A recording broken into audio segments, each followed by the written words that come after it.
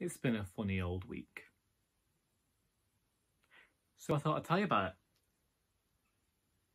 Firstly, let's mention I wouldn't call it a row with a customer at work, but I had my first experience with an unpleasant customer this weekend. The charity I work for has asked that people continue to wear masks and wash their hands. Not wash their hands, sanitise their hands. My volunteer pointed this out to two customers who came in. For the most part, people have been great. People have continued to wear the masks unprompted, sanitise their hands unprompted. It's become part of their way of life. I know that it's up to every individual nowadays, but some people are still trying to do their bit. So this weekend, I'm in the back and the bell goes twice. And usually when the bell goes twice, we've reserved that for an emergency. I'm the only staff member there, which means that I am in charge. And I have to go out and deal with a customer, a gentleman who wasn't particularly kind. Firstly, I think he expected me to be pally, because he goes, she's telling me I've got to wear a mask. I know I've got the same voice for all of my angry men, but what can you do? And I said, yes, it's our policy that if you want to come into the shop, you have to wear a mask and sanitise your hands. He mentioned the name of our Prime Minister and says, he's told me I don't have to. And it's law that he doesn't have to wear a mask. It's like, it might be perfectly legal for you not to wear a mask. But if you want to come in here, you're going to have to wear a mask. Then he wanted to get the police involved. I said, I'm not ringing the police over a mask. I offered him the phone number of my area manager in case he wished to make a complaint or dispute what I'd said to him. And then his girlfriend piped up with, are you going to supply me with a mask? And I said, I've got masks. You want a mask? I'll go and get you a mask. Are you going to wear a mask if I provide one?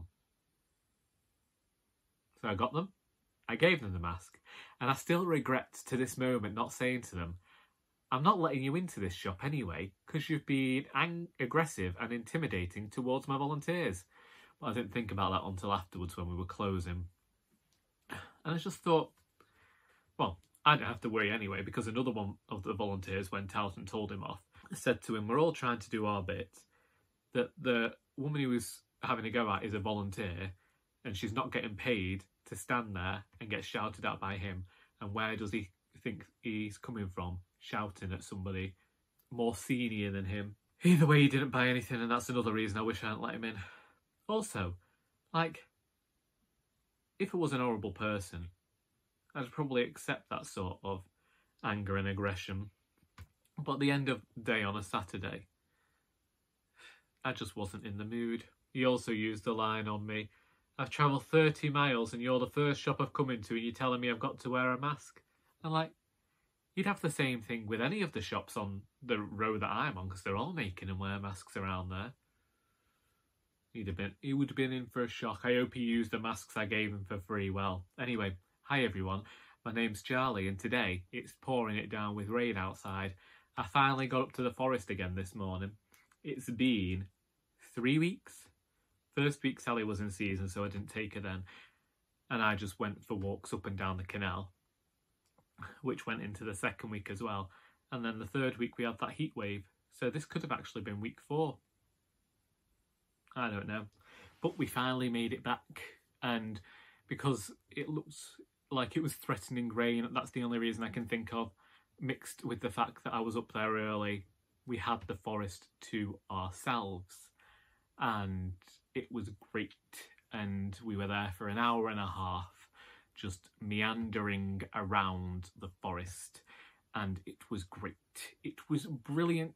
I thoroughly enjoyed finally getting out there. And as we were walking, I wasn't really doing anything really pacey.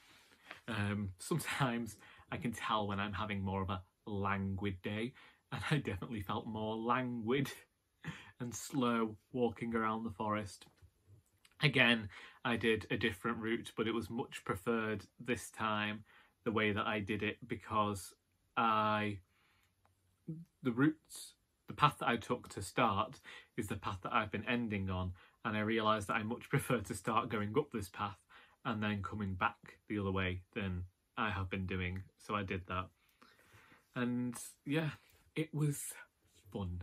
And I think that Sally was happy to finally get out of the house again. You might have seen this video beforehand. I don't know how I'm going to do the videos, but anyway, I went to the library for the first time since March 2020 today. And that was originally, I was only going for 2 books, and I've come home with 10. There's going to be a library haul at some point, but I'm very excited with the books that I've got. I've thrown my entire TBR, apart from the Karamazov brothers, out of the window in order to start on some of these books. Because I was just very happy to be there. Bought lunch in town and brought it home and ate it. And now we're here. And I am going to have a bath in a moment. And I'm going to listen to Thief of Time by Terry Pratchett and continue to feel delightfully languid and relaxed. It started pouring it down with rain outside, which we all know as readers we call perfect reading weather, because it means we can't do anything else. But I do have mild hopes that I'll switch this old tally on as well and maybe watch a film, but we'll see. There was something else I was going to tell you about. I can't remember whether I mentioned that I actually finished the latest chapter of the final Doris book, which means I have 2 chapters left, which will either come between 10 and 12,000 words, or it'll be 12,000 and 20,000 words left. I don't know, because I didn't expect this most recent chapter to be as long as it was. I thought that I wouldn't be able to do it, and I did. And I still haven't decided whether these 2 final chapters are getting merged into one yet. I'm just going to write them and see where the mood takes me. Because I don't know that there's really been a climax to this tale. This book is very much more understated than any of the previous books that I've written. Everyone feels more adult and more, not subdued, but to me, I feel like they're maybe more human than they were. I don't know. I always thought my characters were human, and I never wanted them to become caricatures of themselves.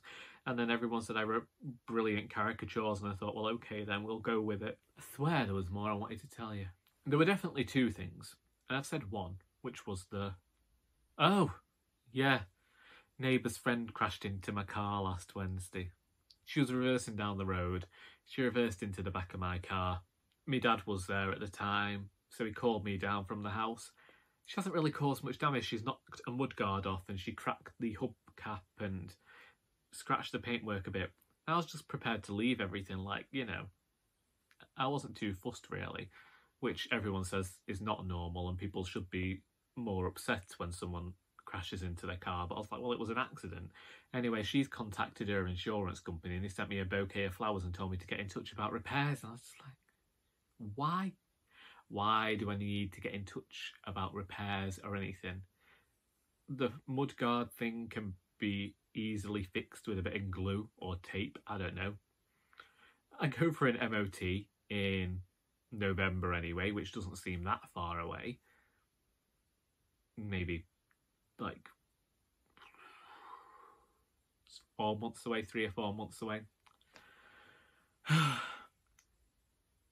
I feel like I'm just too calm to deal with it. Like when I went down to it and she was very apologetic, very worked up about the fact that she'd done it. I knew what she'd done straight away. She meant to put a car into reverse before she meant to put a car into first gear so that she could get her angle correct and drive up the road a bit further and then reverse.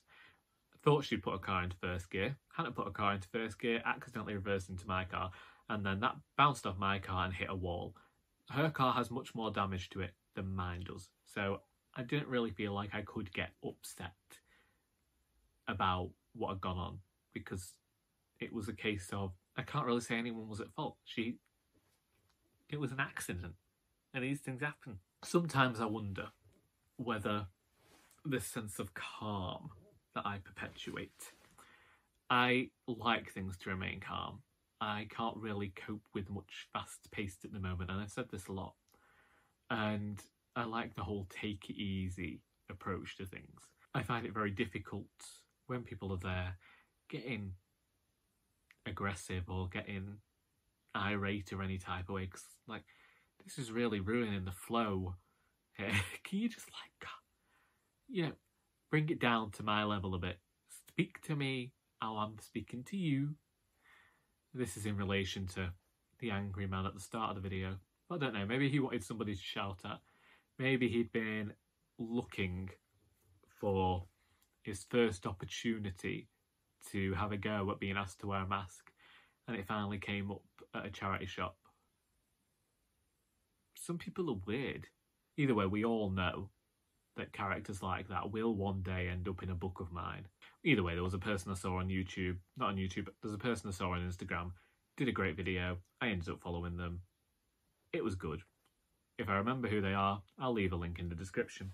Hopefully, I'm going to use this next bit of time off work that I've got to continue working on Doris. I would like to see it finished before September. I keep saying that.